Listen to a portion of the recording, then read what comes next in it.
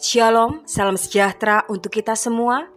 Bacaan harian untuk Bakti Wanita Advent Seuni Indonesia Kawasan Barat tahun 2025 diambil dari buku He Knows My Name, Dia Tahu Namaku. Sabtu 12 April dengan judul Keindahan di Tengah-Tengah, bagian pertama. Ditulis oleh Michelle Harry Romney.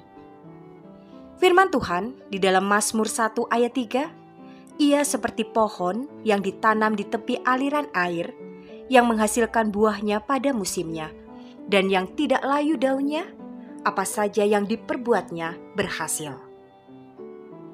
Sahabat BWA, baru-baru ini ketika saya melihat keluar jendela, dua pohon cedar putih yang indah menarik perhatian saya. Sebagai pohon nasional Eguila, cedar putih memang bukan pemandangan yang asing. Tetapi pagi itu mereka tampak berkilauan. Hujan yang baru saja turun menambahkan semburat warna yang memukau pada kelopak-kelopak merah mudanya.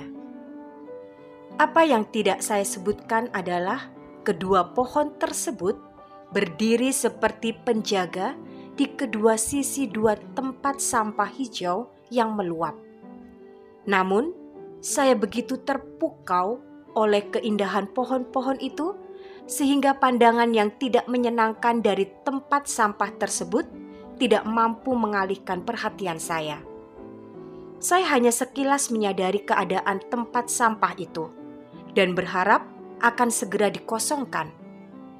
Namun hanya itu. Dalam hitungan detik, saya kembali terpaku pada keindahan pemandangan itu. Beberapa pelajaran berharga pun tertanam di hati saya. Pertama, bukankah seperti itu juga cara kerja Tuhan? Dunia mungkin melihat kita sesuai anggapan mereka, tidak berharga, tidak layak, atau penuh kesalahan. Tetapi ketika Tuhan hadir dalam hidup kita, Dia menjadikan segala sesuatu baru. Wahyu 21 ayat 5. Bukannya memandang kesalahan dan kegagalan kita, Tuhan melihat kita dari sudut pandang siapa kita bisa menjadi. Fokus saya yang begitu tertuju pada keindahan pohon-pohon itu membuat saya nyaris tak memperhatikan keadaan tempat sampah yang ada. Dengan cara yang sama, orang-orang seharusnya melihat kasih Tuhan bersinar melalui hidup kita.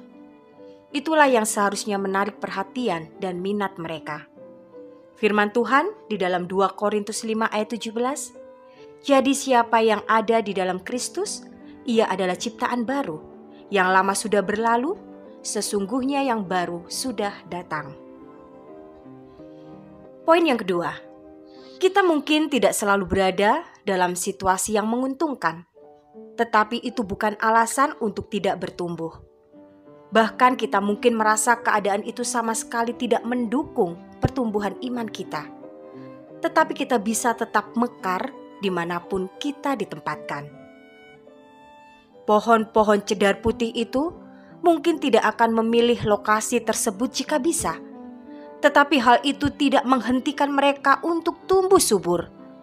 Kemampuan kita untuk berbunga tidak bergantung pada tanah tempat kita ditanam. Sebaliknya, air yang akan kuberikan kepadanya akan menjadi mata air di dalam dirinya yang terus-menerus memancar sampai kepada hidup yang kekal. Yohanes 4 ayat 14.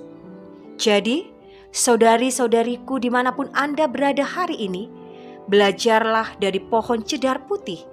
Mekarlah dimanapun Anda ditanam. Selamat beraktivitas. Kiranya Tuhan memberkati kita semua sepanjang hari ini.